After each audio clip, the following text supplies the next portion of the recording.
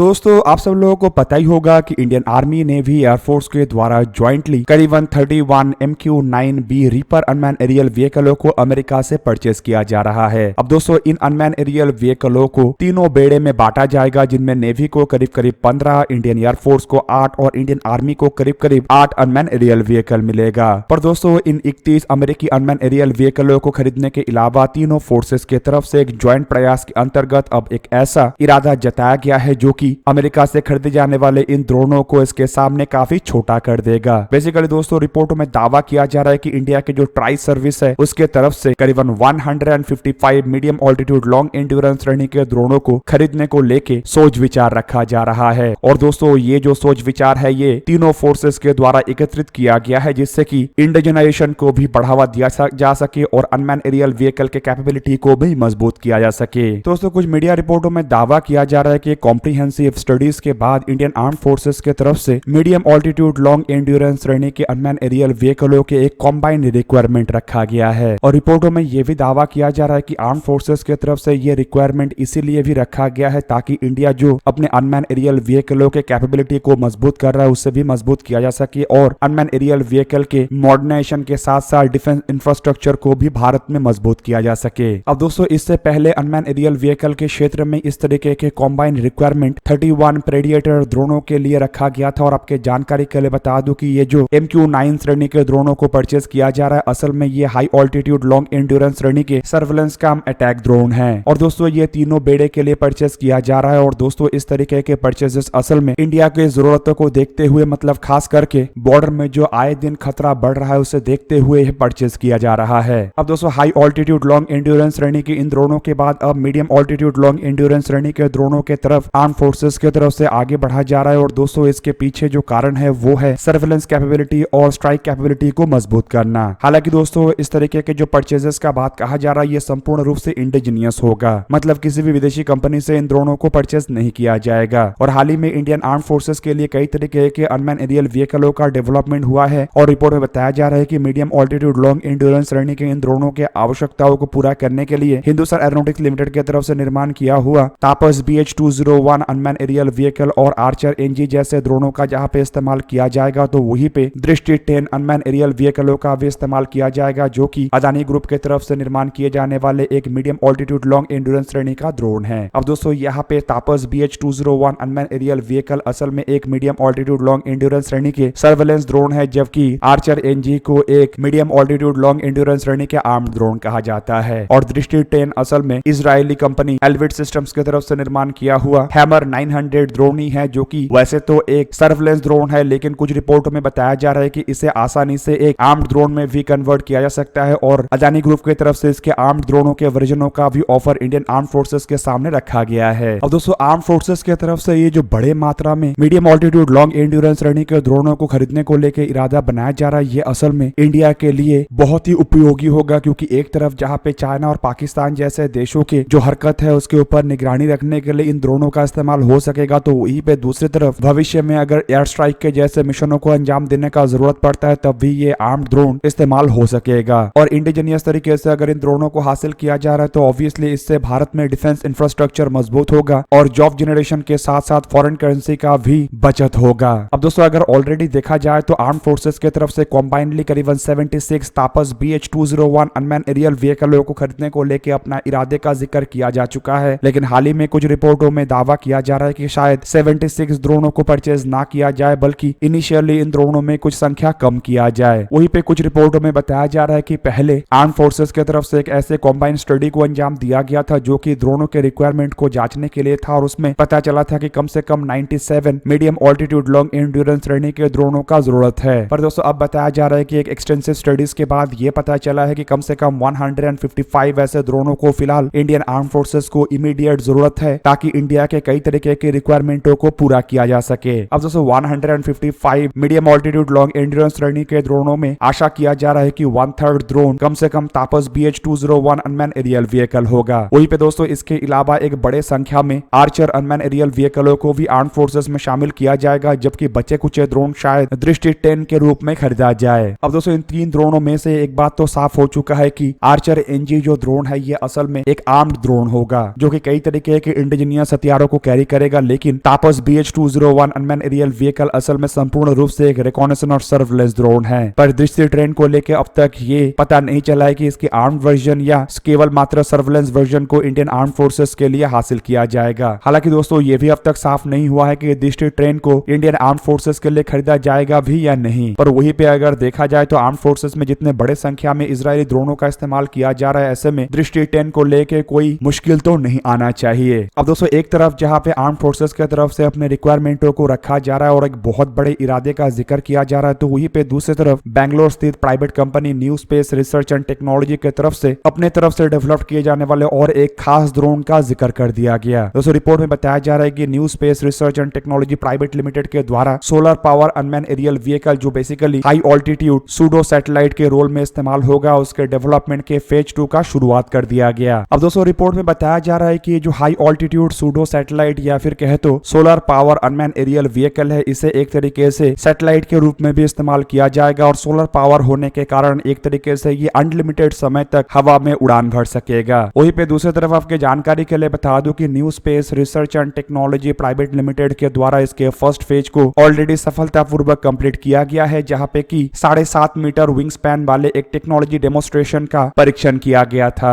यहाँ पे दोस्तों आपके जानकारी के लिए बता दूं कि new space research and technology private limited के ये जो high altitude pseudo satellite project है, ये असल में CATS इन्फिनिटी के नाम से पहचाना जाता है। और दोस्तों CATS प्रोग्राम के बारे में तो आप लोगों को पता ही होगा कि ये असल में combat air teeming system program को बताया जाता है, जो कि हिंदुस्तान एरोनॉटिक्स लिमिटेड की तरफ से हेड किया जाने वाला एक ऐसा प्रोग्राम है जिसमें defence research and development organisation, national aerospace laboratory और new space research and technology भी काम कर रहा है। दोस्तों CATS प्रोजेक्ट के अंतर्गत CATS warrior, loyal wingman, CATS Hunter, stealth cruise missile, CATS alpha, air launch loitering munition और CATS इन्फिनिटी है। अब दोस्तों CATS इन्फिनिटी के अंतर्गत जिस हाई ऑल्टीट्यूड सूडो सैटेलाइटों को तैयार किया जा रहा है, असल में ये 3 महीने तक 70,000 फीट के ऊंचाई में मतलब 21 किलोमीटर के ऊंचाई में उड़ान भर सकेगा। और रिपोर्ट में दावा किया जा रहा है कि करीब करीब 500 किलोग्राम के पेलोड तक को ये कैरी करके उड़ान भर सकेगा। रिपोर्ट के मुताबिक CATS इन्फिनिटी के ऊपर या फिर कहे तो high altitude pseudo satellite project के ऊपर साल 2019 से ही काम शुरू हो चुका है और इसमें काफी फायदा भी हुआ है। अब दोस्तों रिपोर्ट में यह भी दावा किया जा रहा है कि इस प्रोजेक्ट में जिस ड्रोन को बनाया जाना है उसका विंग स्पैन करीब करीब 50 मीटर तक होगा और ये ultra light weight electrical motor से चलेगा, जो कि 90 से 100 किलोमीटर पर आवर की रफ्तार में इसे आगे बढ़ा सकेगा।